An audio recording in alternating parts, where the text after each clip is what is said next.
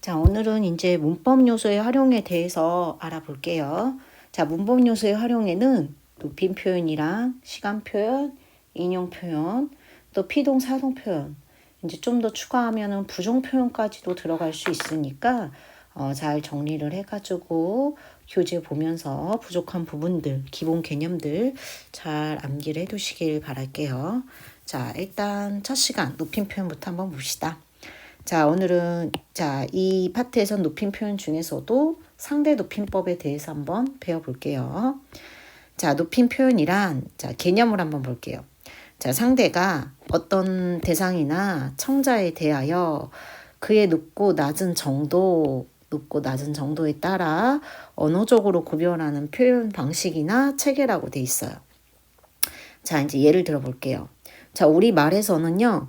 발화자가 존재를 해요. 발화자는 말하는 사람이겠죠. 그리고 그거를 듣는 이, 즉 청자가 존재하는 거예요. 발화자가 말을 하면 청자가 듣고 또 청자가 말을 할 수도 있겠죠. 그러면 그때는 발화자가 듣는 사람이 되는 거예요. 자, 우리가 이거를 쉽게는 의사소통 상황이라고 하고 문법에서는 발화 상황이라고 하는 거예요.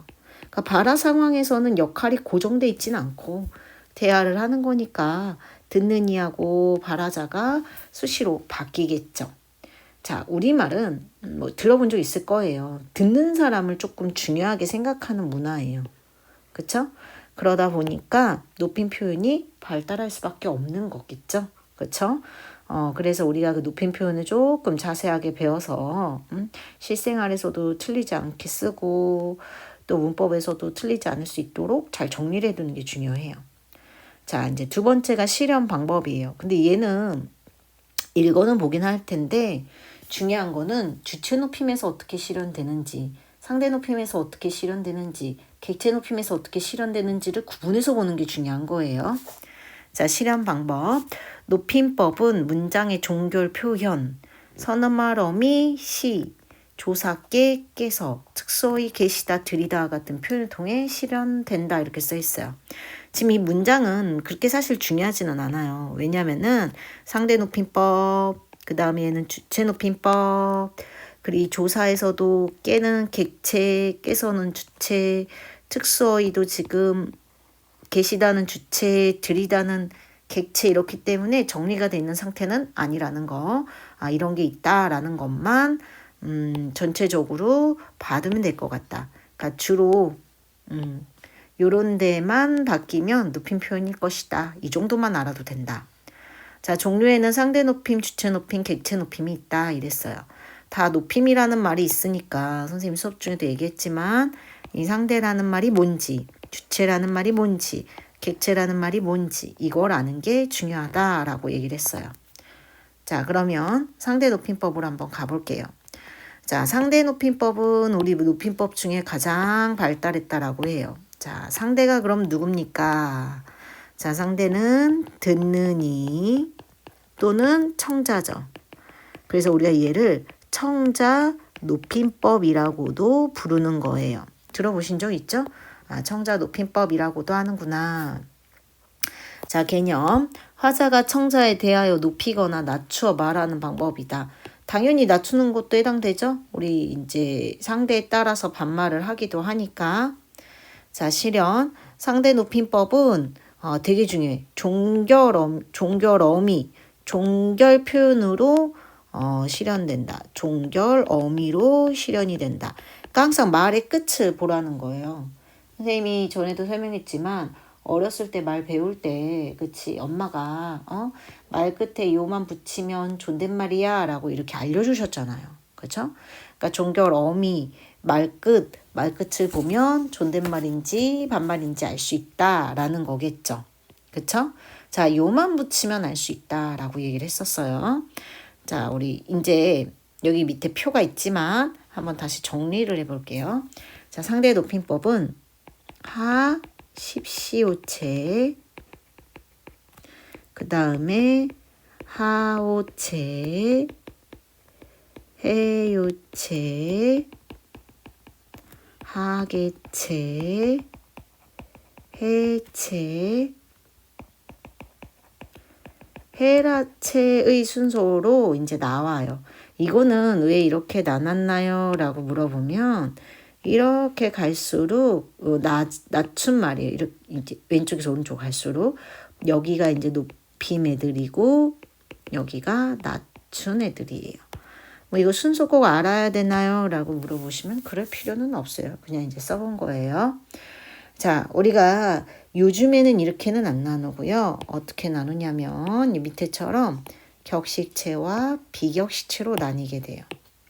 이게 중요한 거예요.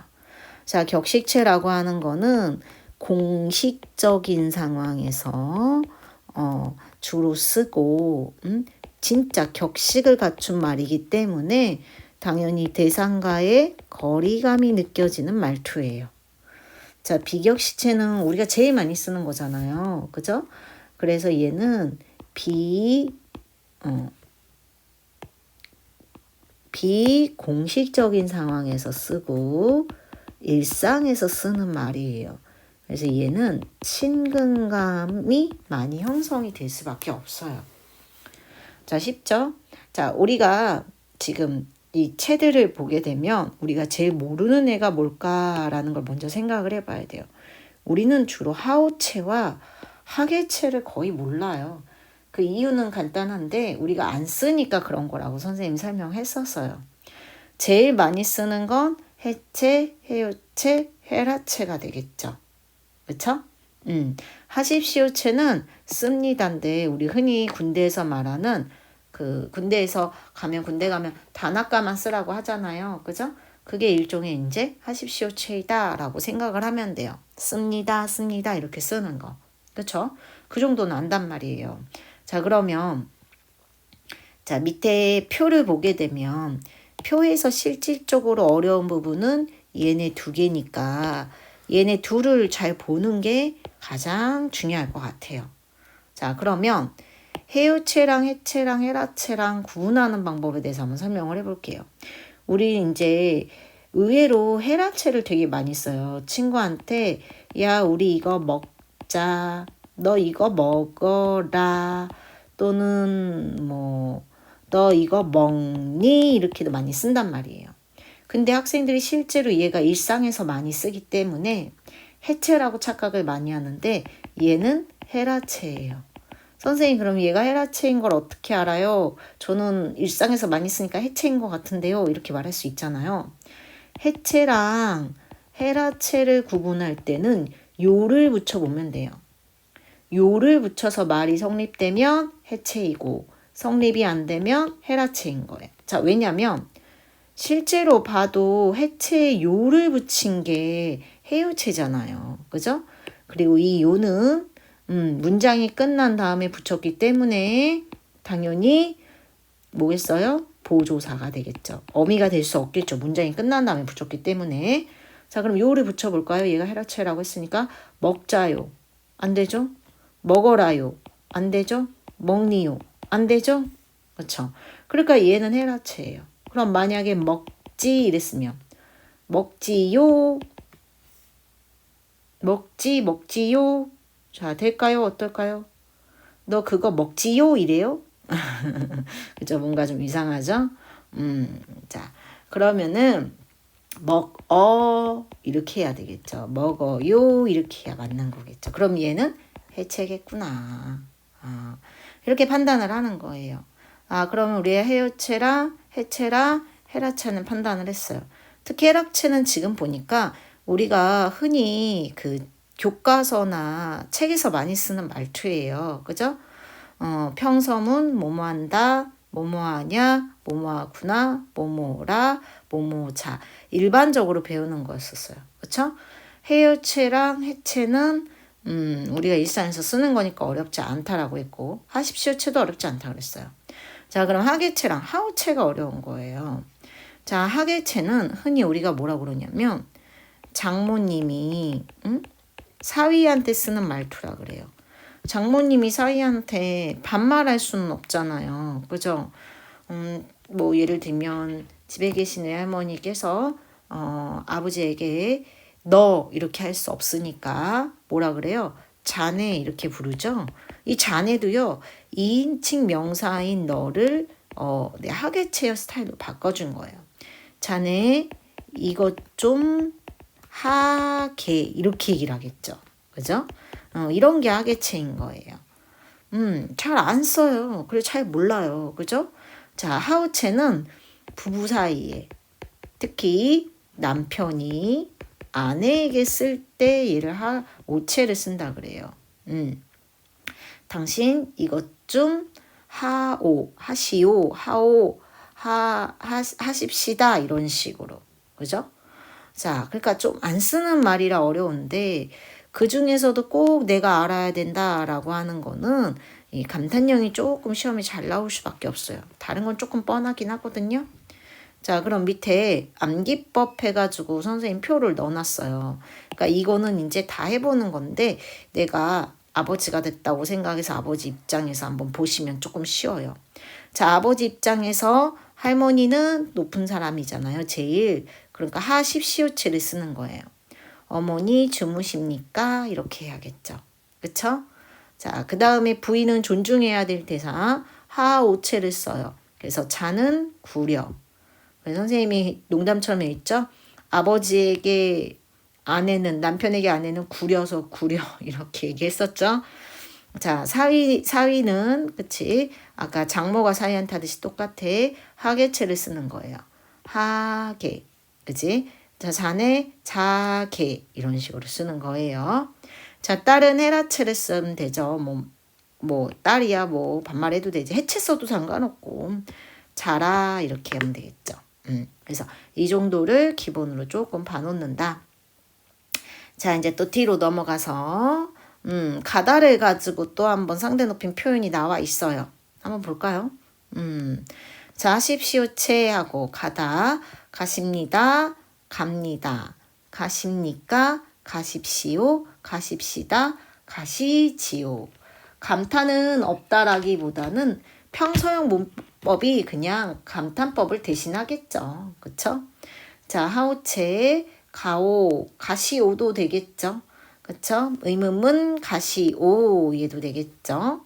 자, 가시오, 가구려, 갑시다, 가는 구려 이렇게 얘기를 해야겠죠. 아, 그럼 하오체랑 하십시오 체가 조금 헷갈릴 텐데 헷갈릴 수 있죠. 그럴 때는 우리 시비나 비읍이 있냐 없냐를 조금 볼 필요가 있겠죠. 그렇죠? 자, 밑에 하계체 가세, 감세, 가는가, 가나, 가게, 가세, 가는 구먼. 자, 헤라체 간다, 가냐, 가니, 가거라, 가렴, 가려무나, 가자, 가는구나. 당연한 거니까 뭐 쭉 읽어보면 이해가 되죠. 자, 해요체 가요, 가요, 다 가요죠. 가요, 가요, 가요. 자, 해체도 전부 다 가지, 억양에 따라만 달라지겠죠. 그러니까 해요체랑 해체를 외울 필요는 없는 거예요. 아까도 얘기했지만 우리는 하계체랑 하오체만 열심히 봐도 괜찮다. 뭐 다른 것도 중요하겠지만 우리가 모르는 걸 좀 열심히 봐야겠구나 이렇게 보시면 될 것 같아요. 자, 밑에 연습 문제가 하나 나와 있어요. 자, 연습 문제 한번 쭉 볼게요. 자, 괜찮습니다, 선생님. 산책 나온 셈 치십시오. 그랬어요.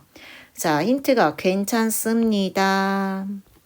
치십시오. 그랬으니까. 그렇죠? 하십시오체가 되겠죠. 어제는 비가 많이 왔지요? 이랬어요, 누가. 비가 많이 왔지? 하고 물어본 거야. 아, 그럼 얘는 해요체네요. 그죠? 해요체. 당신을 다시 만나다니 이게 꿈인지 생신인지 모르게 구려 그랬어. 아, 구려니까 하호체. 내가 말을 함부로 했던 것 같네. 아, 하계체. 결과를 곧 알리거라. 헤라체. 계획들을 밀고 나가. 해체. 눈이 내렸지요? 눈이 내렸지? 해요체. 아까 제가 설명을 좀 잘못한 것 같네요. 먹지 되는데 왜 먹지요 안 된다고 했죠? 잠깐 잠이 덜 깬 것 같죠? 먹지 되겠죠. 아까 조금 설명을 잘못했는데 먹지까지는 네 되는데 선생님 좀 잠깐 착각을 했어요. 그렇죠? 먹지요, 먹지 되겠죠. 자, 그러면 다시 한번 정리를 해보는데 잘 정리를 해가지고 또 우리가 격식체랑 비격식체 있을 때 특히 격식체에서 하우체랑 하계체 구분하는 부분 이런 것들 잘 정리를 해볼 필요가 있을 것 같아요. 그리고 아까도 얘기했지만 먹지, 하지 선생님이 잠깐 착각했었는데 얘네는 해체로 보면 된다. 요를 붙일 수가 있어요. 그죠? 선생님 조금 착각을 했어요.